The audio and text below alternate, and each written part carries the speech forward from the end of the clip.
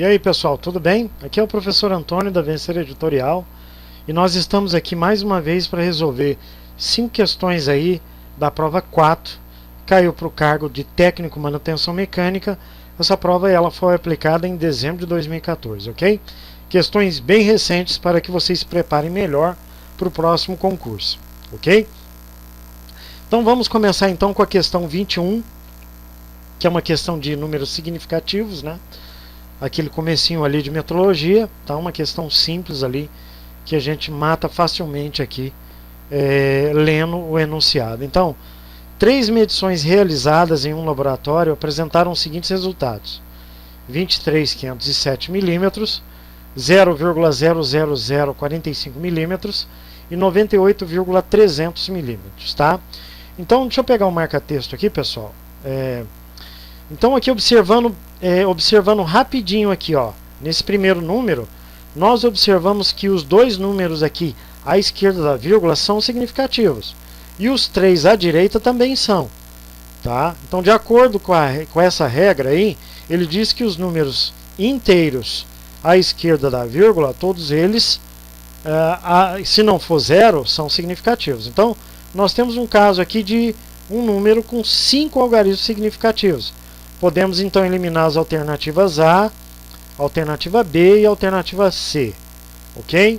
Bom, na sequência nós temos aqui o número 0,00045 milímetros, que de acordo com a definição de números significativos, ela diz que se o número for 0 logo à esquerda da vírgula, ele não é significativo. E na sequência, se ele for à direita aqui, também não é. Então, esse número aqui, pessoal, ele é o caso de um número que tem somente 2 algarismos significativos. Então, nós vamos ter aí, já encontrar a resposta correta, que é a alternativa D. Tá? Então, olha o resumo que eu fiz. Números significativos inteiros fracionários após a vírgula são significativos e números fracionários com 0 na casa dos inteiros não são. Então, com essa dica aí, nós conseguimos facilmente então, descobrir a alternativa correta, que é a alternativa D. Ok? Na questão 22, já uma questão mais complexa, mais complicada aí, que versa a respeito de teoria dos erros, né? Aquele começo ali de metrologia que quase ninguém estuda, tá?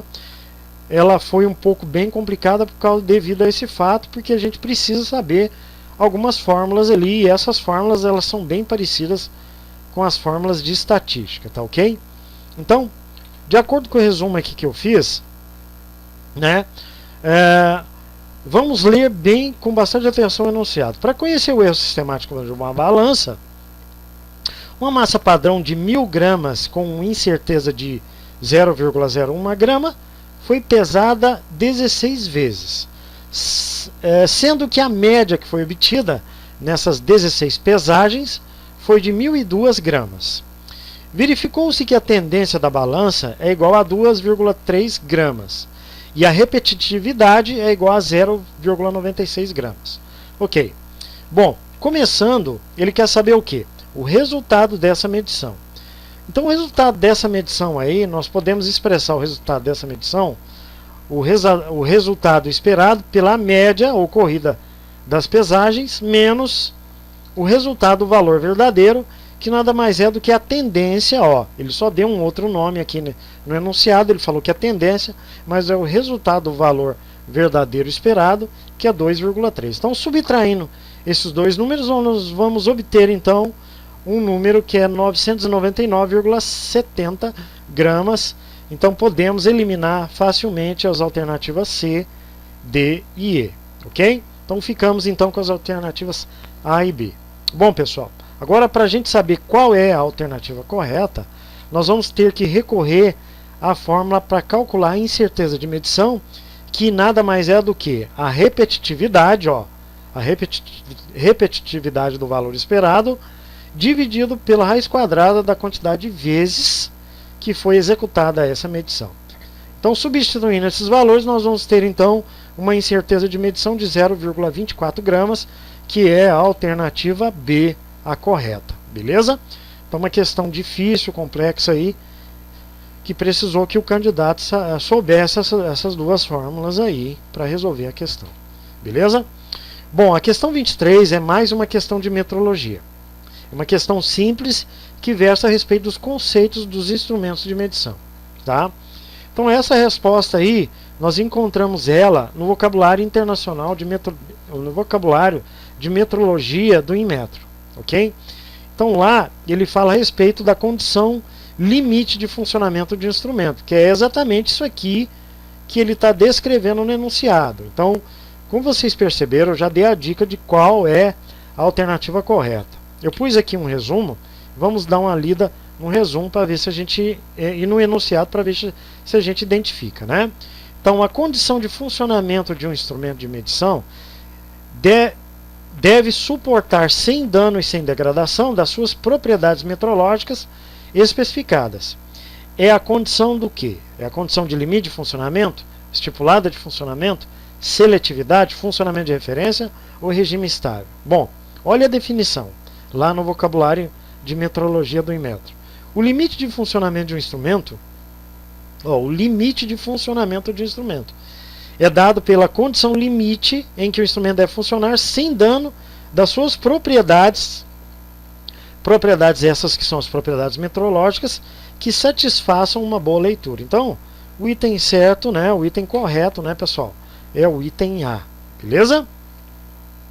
Mais uma questão conceitual que exigiu do candidato saber das definições dos instrumentos de medição.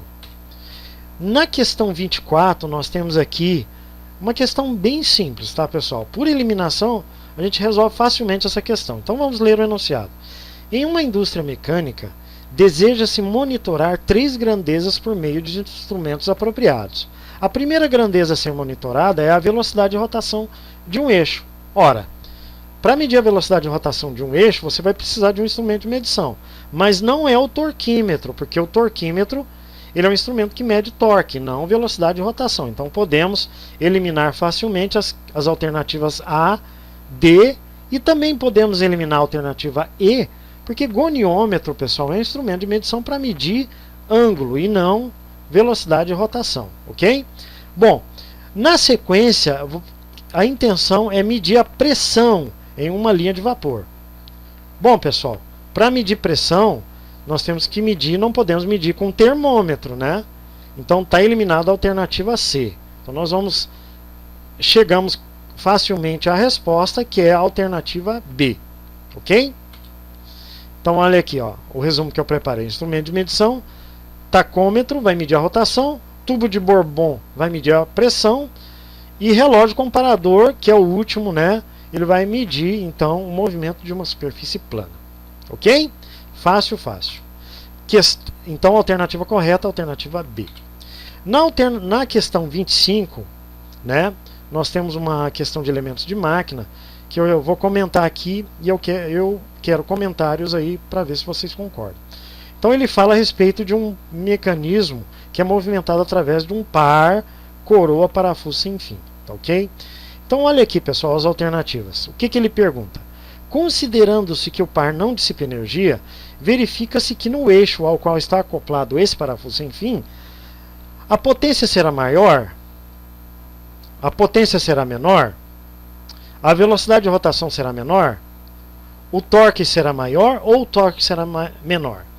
Bom, pessoal, a potência vai depender do motor que está acoplado no parafuso sem fim. Então as alternativas A e B estão incorretas, né? Elas estão incorretas porque essa potência ela vai depender do motor que está acoplado no parafuso sem fim, tá?